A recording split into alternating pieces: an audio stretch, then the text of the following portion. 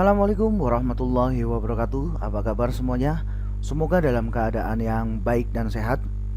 Di video sebelumnya kita sudah membahas tentang keseimbangan lingkungan.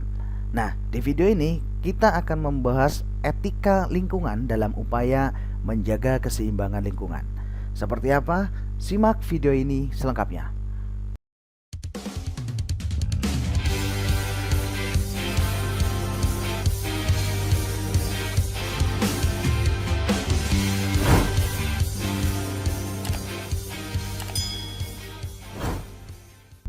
Etika lingkungan. Etika lingkungan merupakan sesuatu yang berkaitan dengan norma dan kaidah moral yang mengatur tentang perilaku manusia dalam hubungannya dengan lingkungan atau alam semesta, serta nilai dan prinsip moral yang menjiwai perilaku alam tersebut. Nah, etika lingkungan adalah kebijaksanaan moral manusia dalam pergaulannya dengan lingkungan yang meliputi perbuatan benar dan salah. Ada beberapa prinsip yang harus diperhatikan sehubungan dengan penerapan etika lingkungan.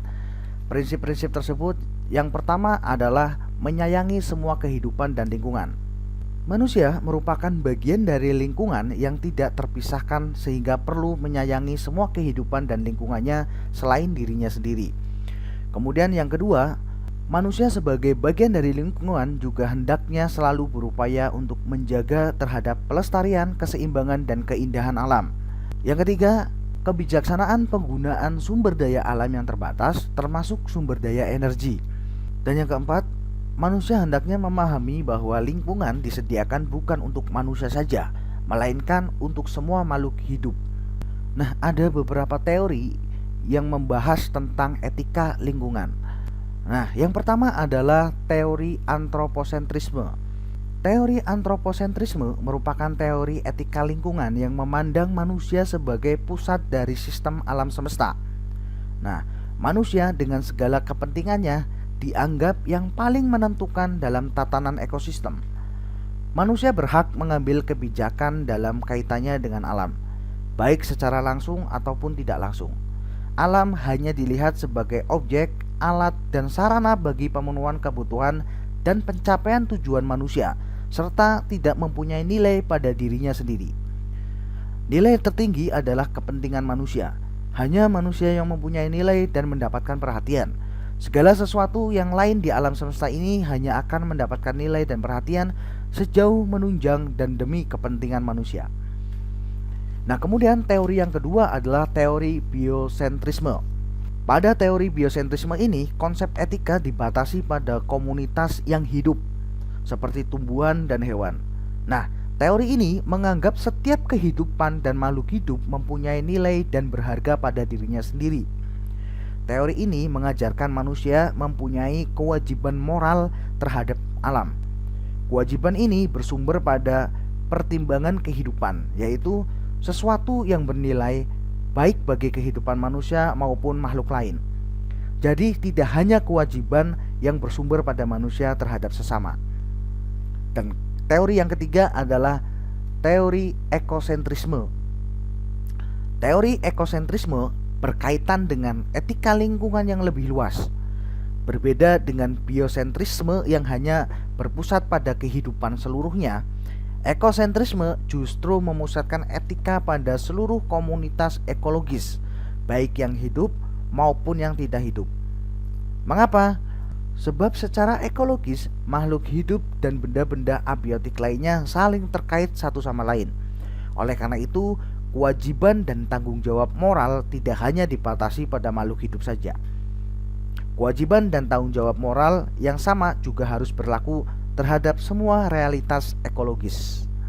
Nah, ini adalah 3 teori etika lingkungan. Teori yang pertama, antroposentrisme, yang memandang manusia sebagai pusat dari sistem alam semesta.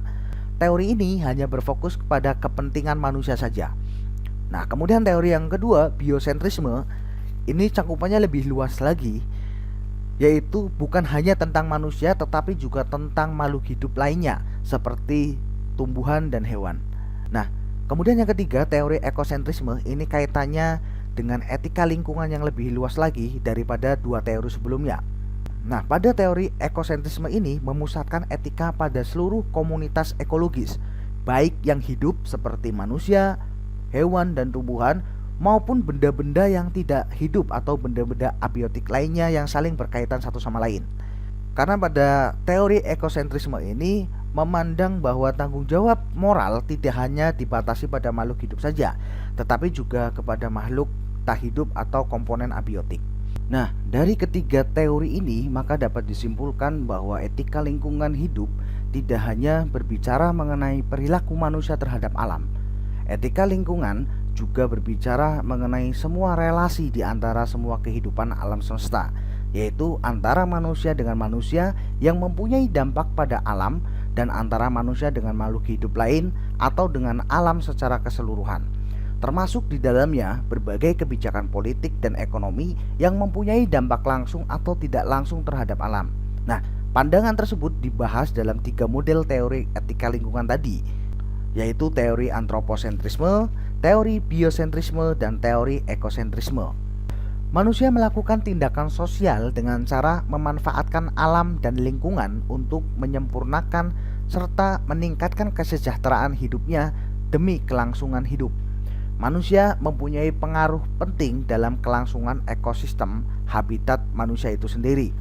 Tindakan-tindakan yang diambil atau kebijakan-kebijakan tentang hubungan dengan lingkungan akan berpengaruh bagi lingkungan dan manusia itu sendiri. Kemampuan kita untuk menyadari hal tersebut akan menentukan bagaimana hubungan kita sebagai manusia dan lingkungan kita. Hal ini memerlukan pembiasaan diri yang dapat membuat kita menyadari hubungan manusia dengan lingkungan. Oleh karena itu, manusia perlu mengambil kebijakan-kebijakan terhadap lingkungan sebagai usaha untuk memperoleh efisiensi pemanfaatan sumber daya alam dan lingkungan. Kita sebagai manusia wajib menyadari bahwa kita itu saling terkait dengan lingkungan yang mengitari kita.